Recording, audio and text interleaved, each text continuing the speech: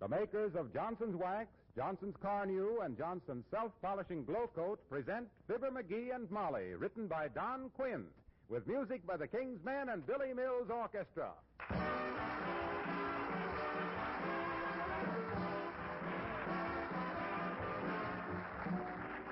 The Spanish used to burn people they didn't like.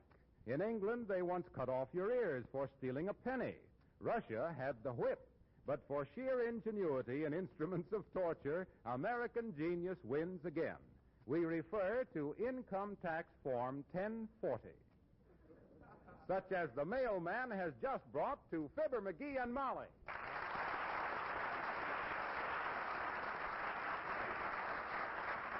You don't have to fill out that income tax thing right now, do you, McGee? I thought you had till March 15th. Have you read this thing?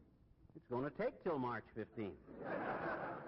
Listen, where the tax liability of an individual for 1942 is discharged and such tax liability is greater than the tax for 1943, the excess of 1942 over the tax 1943 tax liability is added to the 1943 tax liability.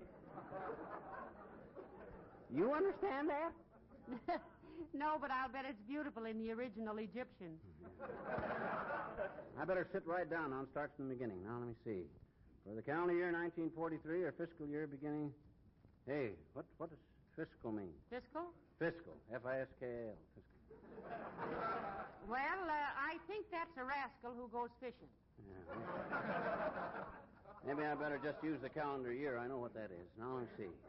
Fibber McGee, 79 Wistful Vista. Wait a minute now, dearie. Huh? Better make that Mr. and Mrs. Fibber McGee. Isn't this a joint return? How can it be? We don't own any joints. No, I mean, aren't we, well, doesn't this return include both of us? Well, I don't know. Look at the instruction sheet. Oh, my gosh. Look at the instructions. Now I am scared. Oh, dear. Boy. I think we could make out the tax sheet all right, but we're going to need help with the instructions. This is brutal. If this thing is too tough for me, how about people that aren't as smart as I? Well, name three. Well, gee whiz, this guy ought to give a fellow... Oh, Alice, darling. Hello, Alice. Hello, Mrs. McGee. Hello, Mr. McGee. Am I intruding? Oh, not at all, Al. Not at all. I thought you were never going to get here.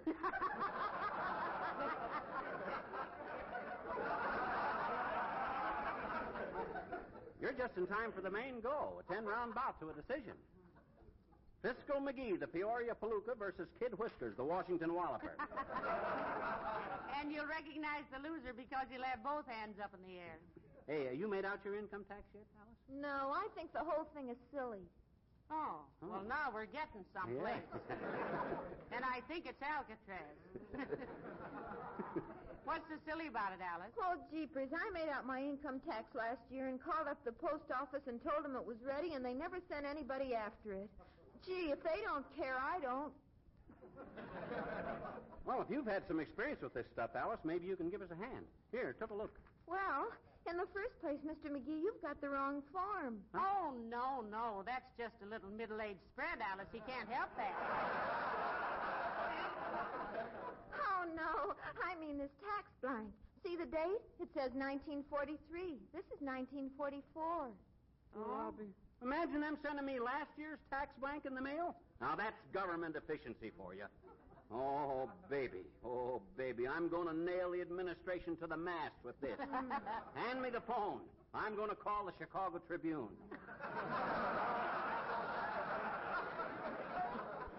Now, wait a minute, McGee. Wait a minute, my clavicle. Give me that phone. Yes, here, Mr. McGee. Thanks. On second thought, I'm taking this up direct with the Frances Perkins. Well, why? She's Secretary of Labor. Yeah, well, what do you think making out a tax blank is, fun? Hello, operator. Put me through direct to Washington, D.C. And connect me with the White House everything, Mert. Oh. Tis, eh? Oh, dear. What say, Mert? Well, take care of that, Mert. This may be the last Christmas for a long time. You'll get a bottle of that. Betcha. Just dab a little behind the ears, put a drop on each eyebrow and a little on the hanky. Betcha. Don't lavish it around. Oh, what kind did she get, McGee? Coaties? Teachers. What say, Mert? Okay, I'll call later. Lines to Washington are all tied up. Well, that blank is correct anyway. You're paying 1943's taxes. Huh? Well, I've been looking over this tax form, Mr. McGee, and I don't think they want to be mean about anything. I think they like you. You do? What gives you that impression, Alice? Well, look at all these lines here. On almost every line it says XXXXXXXX. I think that's a nice personal touch. Yeah. I don't know if they're trying to kiss me or just mark the spot. Well, much obliged, Alice. We'll try to struggle along with it. All right, Mr. McGee. If you have any trouble, you just call me. Now, let me see. Line 14. Losses from fire, storm, shipwreck. Hey, shipwreck. Are you referring to me, dearie? No. But I can make a deduction for shipwreck. Remember when you dusted last week, you knocked that bottle off the mantel that had my ship in it that I carved, that ship in the bottle? Yeah. That thing was worth $200 or $300. 200 or 300? Sure. Heavenly days. Give the man a jackknife and a shingle and he thinks he's Henry Kaiser. No. Now, look, McGee. Come in. Oh, how do you do? Were you looking for... Oh, it's Mr. Von Zell, McGee. Oh, well. Hi, Harry. I hope I'm not interrupting anything. No, McGee is just making out his income tax, Mr. Von Zell. You got any friends or relatives that's a lightning calculator, Von Zell? Well, my cousin Fitzroy Von Zell was a lightning calculator. He only made one mistake in his life. What was that? He calculated that lightning wouldn't strike him if he stood under a tree. All we ever found of him was a left shoe and some bridge work. Well, what can we do for you, Si? Oh, well, you remember last week when Wilcox had the flu and I dropped in to say a few words about that thing you have. You know, the product that's made there in Wisconsin. Racine or some... Johnson's Wax. Johnson's, yeah, I never... Well, I was just wondering who I should... I was wondering who I should see about the... Well, I don't want to be considered mercenary, you know, but... You know what I mean? Oh, sure. You mean who pays you and how much? Oh, now, you make it sound so... Well, as if I'd done it for money. Ah, what a horrible thought. Yeah. That's pretty sordid. I'll tell you what, Harry. I'll check up on that and let you know. We'll call Sally as soon as we find out. Sally? Yeah, that's that girl you're always talking about. Your secretary, ain't it? Sally Patica? Oh, no. Well, not exactly, Mr. McGee. She's just a girl that she and I are... Well, I guess it's no secret. Well, thanks for checking that matter for me. Okay, well, hey. Who does pay him for last week? Well, how about Mr. Wilcox? I thought he was doing it as a favor to Wilcox. I'll call him and see. What's Wilcox's phone number? I don't know. Look in the...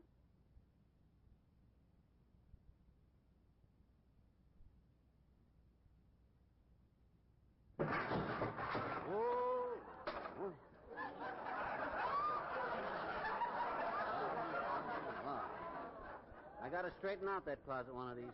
Oh, look what I found. Hey, Molly, you want some jelly beans?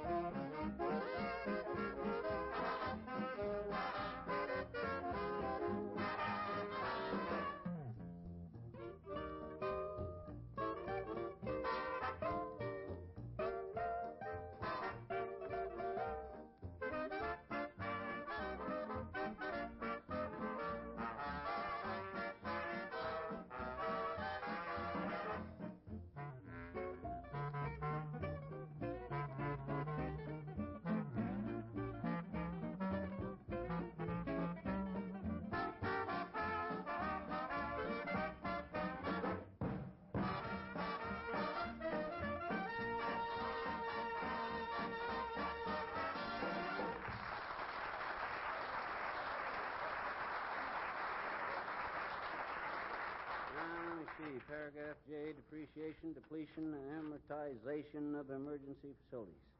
Reasonable allowance for exhaustion, wear and tear. Hey, Molly, they let you deduct a reasonable amount for exhaustion. Well, that's good. That's very good. You look pretty tired, so take off plenty. I will. I've been going through this instruction sheet like a monkey through a trapeze. I'll bet the only way I can get to sleep tonight is counting fiduciaries jumping over a debenture. Say, what is a fiduciary? Oh, the government just throws in words like that to lend a light touch to the whole thing. Yeah, but what does fiduciary mean? It don't mean anything. Just a word out of a song. Remember Rose O'Day? You're my skinnamarooserary. What's a fiduciary rose? That isn't exactly how I... Come in. Oh, for goodness sakes, Mr. Wellington. How do you do, Mrs. McGee? I trust you will permit me somewhat belatedly, I fear, to wish you a happy new year. Oh, thank you, Mr. Wellington. And, McGee, to you also, a happy. Well, thanks. Since I haven't seen you since Christmas, I hope you had a merry. Oh, it was definitely superb. But I must admit that in matters concerning occasions of the spirit, I am a sentimentalist. I subscribe to the old saying, up on the housetop, click, click, click, down through the chimney, good. Oh, dear.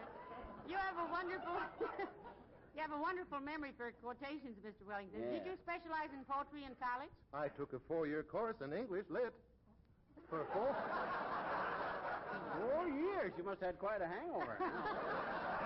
What can we do for you, Mr. Wellington? Not that I wish to hurry you, but himself here is anxious to finish making out his income tax. Yeah, what's on your mind, Siggy? I just dropped in to admonish you, old man, by request of the Rules Committee of the Elks, of which I am a charter. Member? I'm member just like it was yesterday.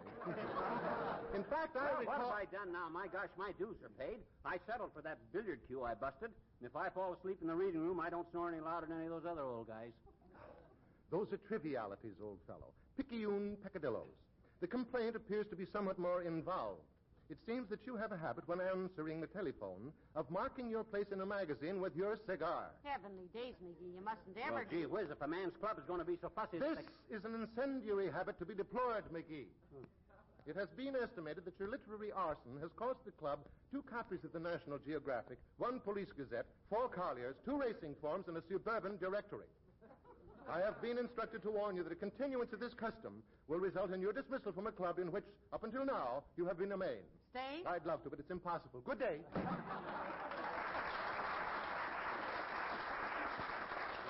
The old brute telling me where I can leave my cigar butts and where I can't. Besides, I don't do that. I'm always very careful to put...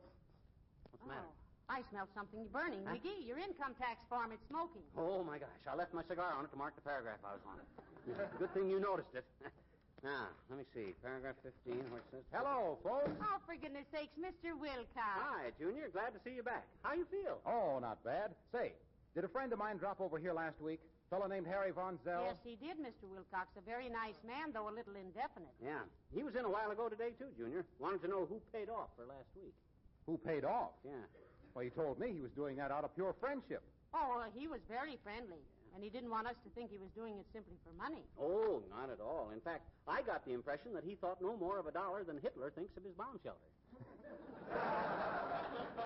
Well, did you think he was worth anything? Did he say anything about Johnson's self-polishing glow coat? No, I don't think he... Didn't he tell how glow coat protects and beautifies linoleum and saves so much housework by eliminating old-fashioned floor scrubbing? No, he didn't do that.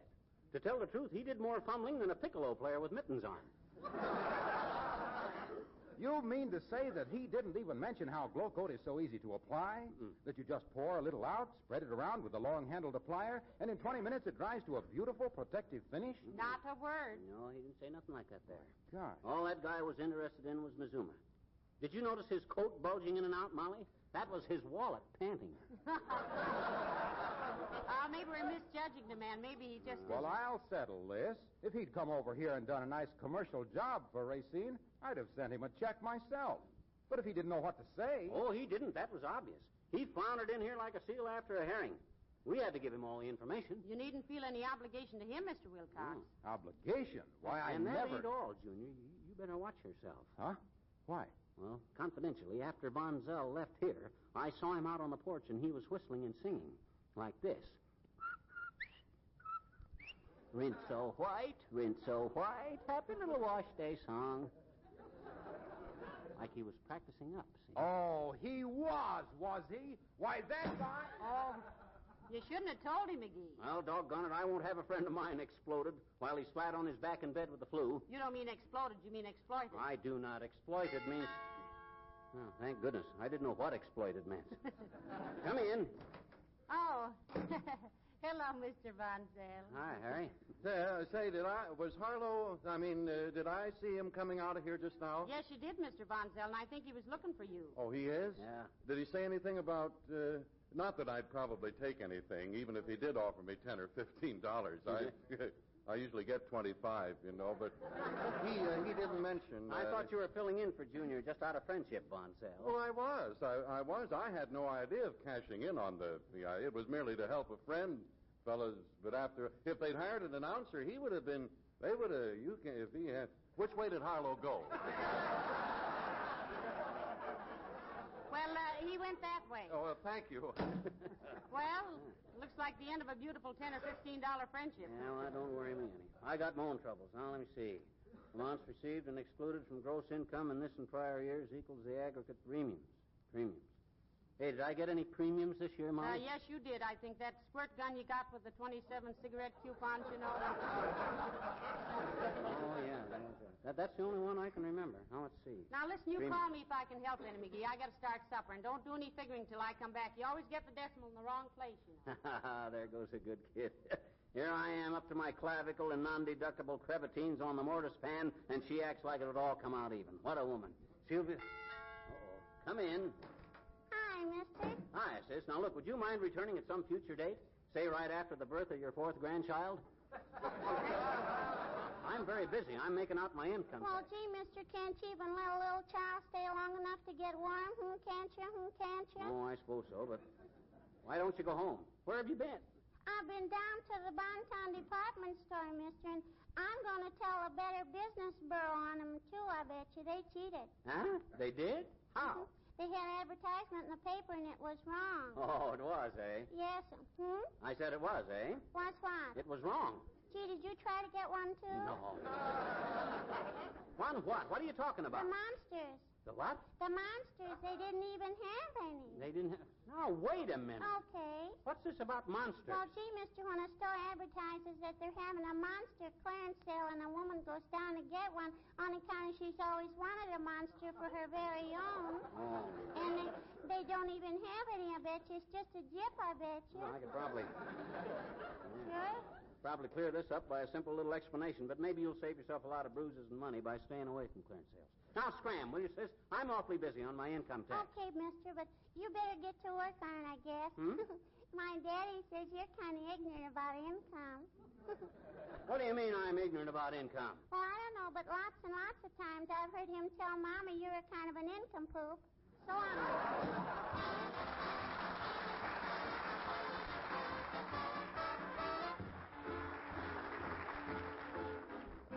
Grandpa lived in a gay day. He seemed to thrive without jive, but he was nimble in his heyday. When that fiddler grabbed his bow, Grandpa shouted, "Do-si-do! Lost my partner, skip-to-maloo. Lost my partner, skip-to-maloo. Lost my partner, skip-to-maloo. Skip-to-maloo, my darling. I'll get another one for you. I'll get another one for you. I'll get another one for you. Skip-to-maloo, my darling. Oh, oh, skip-to-maloo, ha, ha, skip-to-maloo. Hey, hey, skip-to-maloo, skip-to-maloo, my darling. Oh, gray mare has lost her shoe. Oh, gray mare has lost her shoe. Oh, gray mare has lost her shoe. Skip-to-maloo, my darling. Fly in the sugar bowl. Shoe-by-shoe. Fly in the sugar bowl. Shoe-by-shoe. Fly in the sugar bowl. Shoe-by-shoe. Skip-to-maloo, my darling. Cows in the corn, hear them moo. Rats in the barn, hear them chew. Don't give a darn. How about you? Skip-to-maloo, my darling. Oh, oh, skip-to-maloo, ha, ha, skip-to-maloo. Hey, hey, skip-to-maloo, skip-to-maloo, skip-to-maloo, skip-to-maloo. Lost my partner, what'll I do? Lost my partner, what'll I do? Find your partner, anyone'll do. Skip-to-maloo, skip-to-maloo, skip-to-maloo. My old shoe is torn in two. Lost my sock and lost my shoe. Stop the fiddler, I'm all through. Skip-to-maloo, skip-to-maloo, skip-to-maloo. Was a lady, Miss Louise O'Grady was her name. Till Grandpa made her change it. He thought he could retreat and rest his weary feet, but for 50 years, whenever she could arrange it, she made him skip, skip, skip-to-maloo, skip, skip, skip-to-maloo, skip, skip, skip-to-maloo, skip-to-maloo, my darling. Diamond rings, quite a few, limousines painted blue, mansions on the avenue, skip-to-maloo, my darling. Wouldn't Grandpa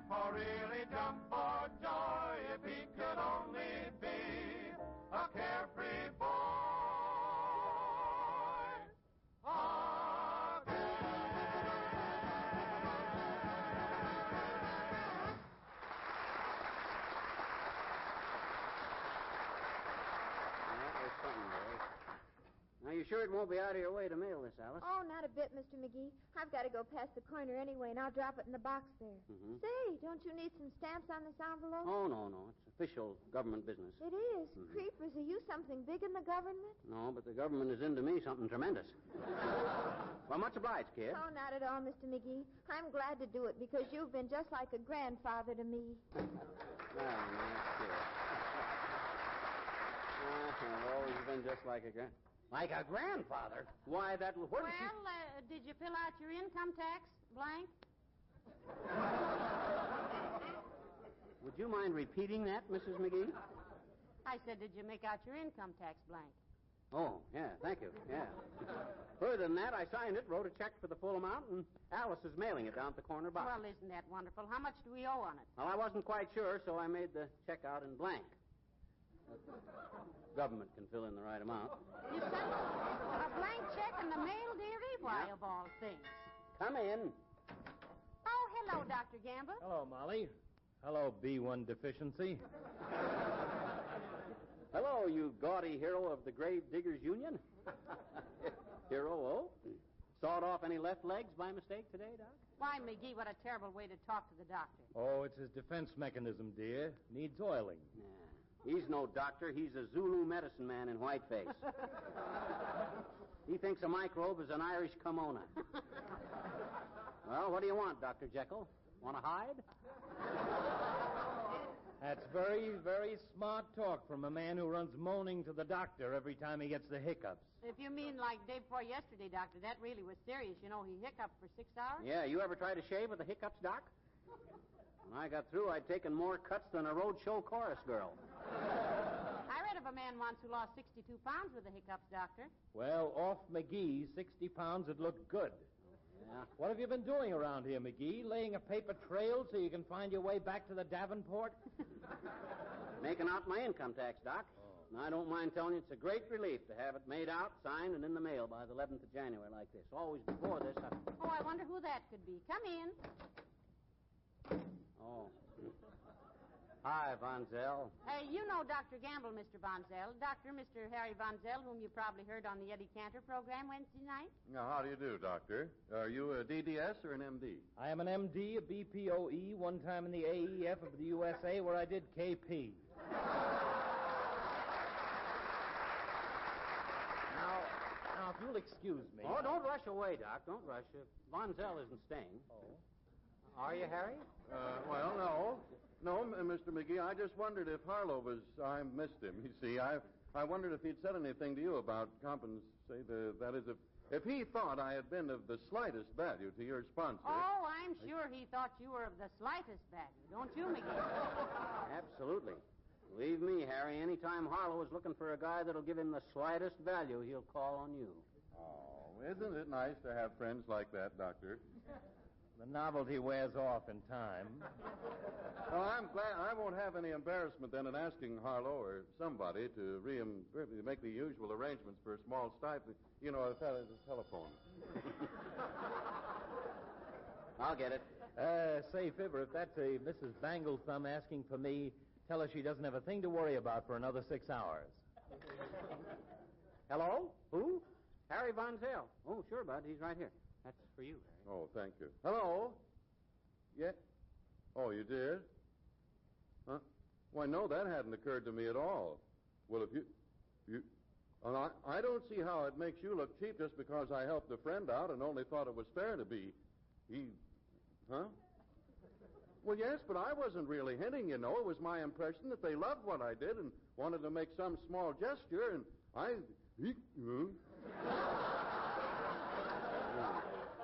Well, all right, I'll leave right away. So long. Hey, who was that? Eddie Cantor. Oh. Yeah. Sorry, I have to run, folks. Nice to meet you, Doctor. Goodbye.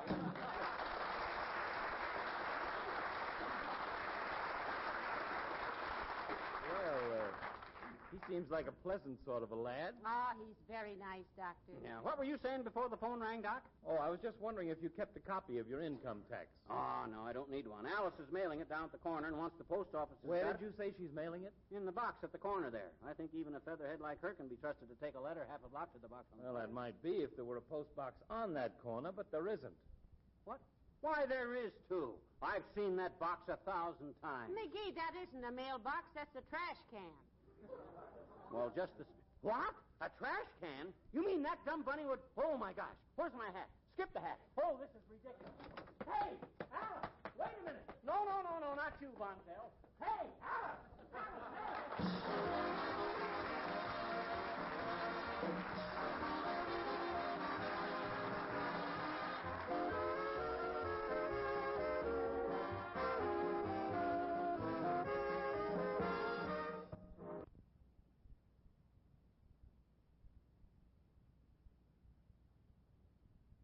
Things. And in winter or summer, there's probably more dirt coming into your kitchen than any room in your house. Examine those small particles of dirt under a microscope, and they look like jagged rocks with sharp edges. But if your linoleum surfaces are regularly protected with Johnson Self-Polishing Glow Coat, they're safe against that continual wear and tear.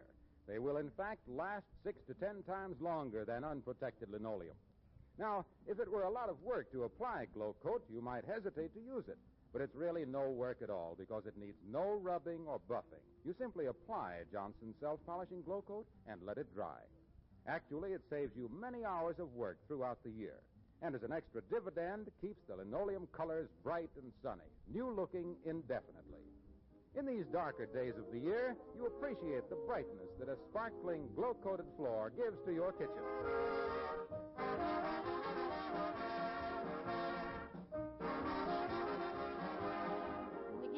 Appointment for you with a tax expert downtown tomorrow.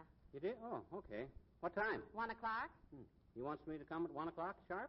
No, just as you are. Huh? Oh, good night. Good night, all. The